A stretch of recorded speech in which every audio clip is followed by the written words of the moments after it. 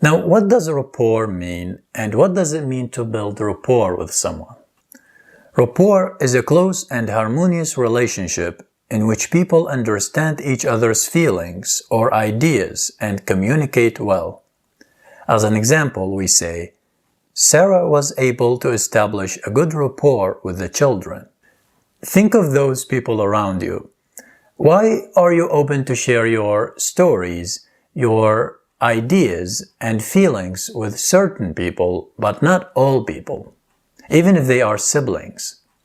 It's because you haven't built rapport with them or haven't succeeded to build rapport with them. Rapport is about building trust. It's about building comfort and emotions that tie people together. An interaction with no emotions is simply dead. People who are good at creating rapport are usually more socially popular. People in rapport are more responsive to each other. They are more likely to trust each other and believe each other. They are more likely to share their feelings and tell their stories to each other.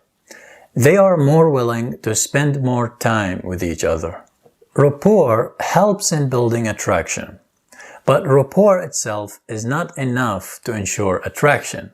Many people misinterpret a deep rapport as attraction. For instance, a man may fall in love with a woman believing she is interested and attracted to him, when in fact they are only in deep rapport and she has put him in the friend zone. You can build rapport with someone, but if you are a low value to him or her, this rapport will only lead to friendship. To build rapport, it's important to approach others with honesty and good intentions because human beings are smart enough to detect fake behaviors or behaviors based on hidden agendas. Our nonverbal communications are important in rapport building. We need to send the right signals so others can trust us and open up to us. Trust is key in rapport. When there is no trust, there is no rapport. To build rapport with someone, they need first to see you as trustworthy so they can feel comfortable with you. So they open up to you and feel unthreatened around you. Because we have this need to feel safe around each other before we come closer and closer. So when they feel you are trustworthy, you are honest and have good intentions, they can feel safe and open up. Now, rapport building is a deep topic, but today I want to highlight some great techniques to build rapport with anyone. The first one is commonalities. People who have commonalities, who share the same beliefs, who share the same values and interests are quicker to build rapport with each other. If you travel to a new foreign country that you haven't been to, would you trust a citizen in that country or a tourist who come from the same country that you come from? Both are complete strangers. So just the idea of having the same culture, the same language and nationality would give more trust to that person from your country. You may talk with someone and find out that they share the same beliefs, the same values and opinions. And since we like people who think the same as we do, it will be easier to create instant rapport with them. Maybe you have common friends, or even sharing common enemies helps to build rapport. You would think that you would fight on the same side if you were attacked by that common enemy. Number 2, nonverbal rapport building. It's the kind of rapport building that uses no words but with body language such as smiling, handshaking, touching, or using gestures to build rapport on a sub-communicational level. Smiling is one of the most important things in rapport building. It shows friendliness, builds immediate trust, and it's contagious. Also, keep a good eye contact. People avoid looking in the eyes when they feel shy, when they feel ashamed, or when they lie and want to hide something. If you want to quickly reduce the physical distance between you and someone, get them used to your touches. From time to time, touch them on their backs, on their shoulders, elbows, and hands. Have you noticed how world leaders use this technique to build rapport with each other? They shake hands with one hand and put the other hand on each other's shoulders, elbows, or wrists, and they keep touching and tapping on each other during the whole meeting. When you shake hands, let your hand shaking be well felt and not dead, as this gives a good first impression. Use an open body language.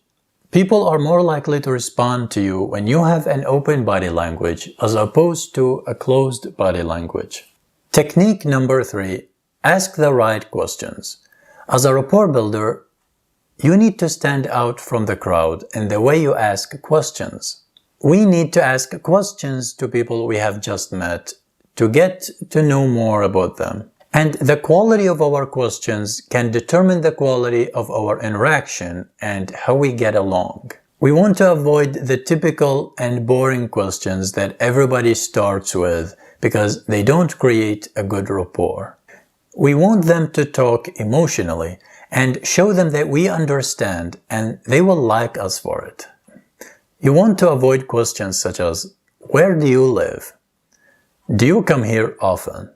Instead, ask questions such as, "What do you think is special about this place? Have you worked on something fun lately?" As a conversation starter, you can ask about something they wear, something they hold or do.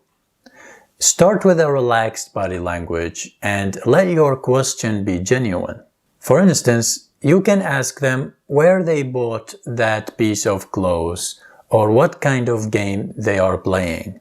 And then you can associate to similar objects, places, and things and share your own experiences to let the conversation going. People appreciate such conversation starters and they can take them as compliments. Another technique is to put the spotlight on them.